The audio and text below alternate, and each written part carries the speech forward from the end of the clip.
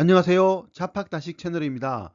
오늘은 돈 줄 테니 땅 내놔 멕시코 미국 전쟁의 전말이라는 제목의 영상 보내드리겠습니다.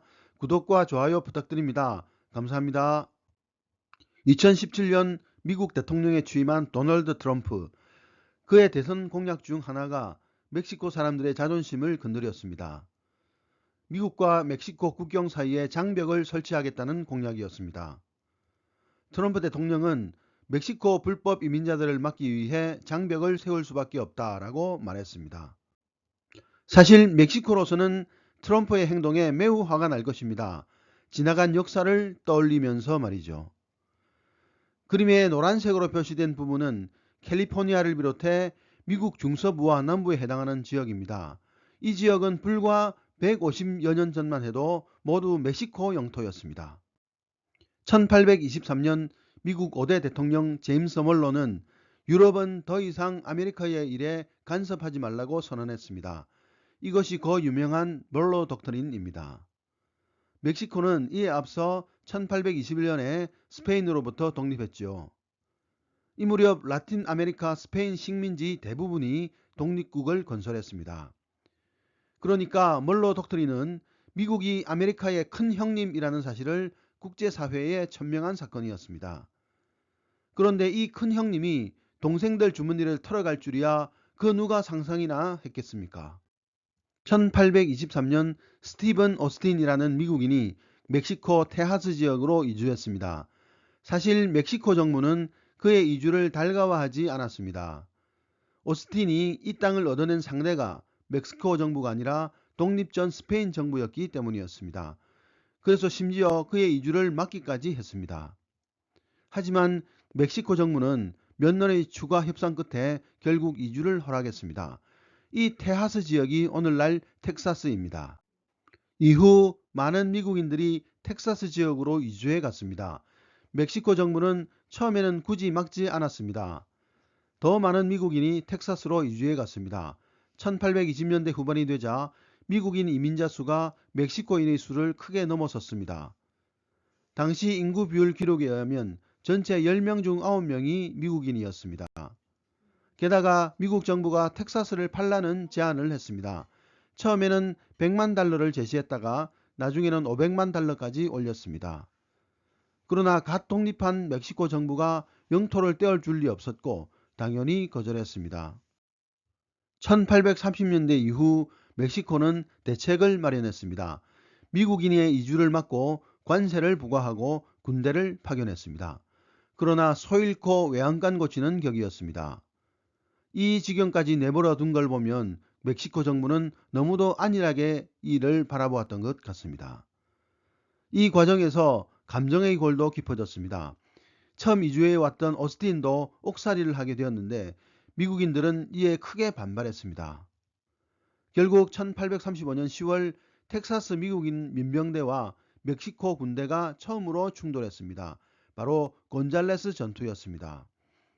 1836년 미국인들은 독립을 선언했고 대규모의 충돌을 피할 수 없었습니다. 결국 치열한 전투가 벌어졌고 이 전투를 텍사스 혁명이라고 미국 사람들은 부르고 있습니다.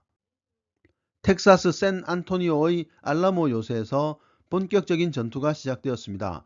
처음에는 멕시코 군대의 승리였습니다.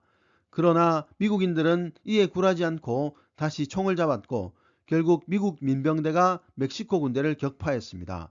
심지어 미국인들은 멕시코의 대통령까지 포로로 잡았습니다. 이쯤 되니 멕시코도 독립을 허용할 수밖에 없었습니다.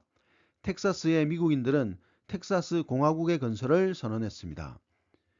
그 다음에는 예정된 수순을 밟았습니다. 텍사스 공화국이 미국 정부에 텍사스 공화국을 미국 연방의 한 주로 합병해 달라고 요청했던 것입니다. 미국 의회에서 찬반 논란이 팽팽했지만 최종적으로 1844년 의회가 합병을 어기로 했습니다. 텍사스가 미국의 한 주가 된 것입니다. 이 소식을 들은 멕시코 사람들은 피가 거꾸로 솟는 기분이었을 것입니다. 미국은 참으로 탐욕스런 큰 형님이었습니다. 씩씩거리는 멕시코에 특사를 파견해서 뉴멕시코와 캘리포니아를 팔라라고 제안까지 했습니다.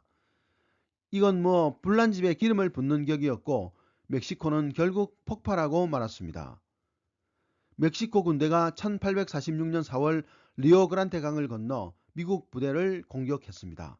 미국은 옳거니 하고 박수를 쳤습니다. 사실 미국은 멕시코의 공격을 기다리고 있었던 것입니다.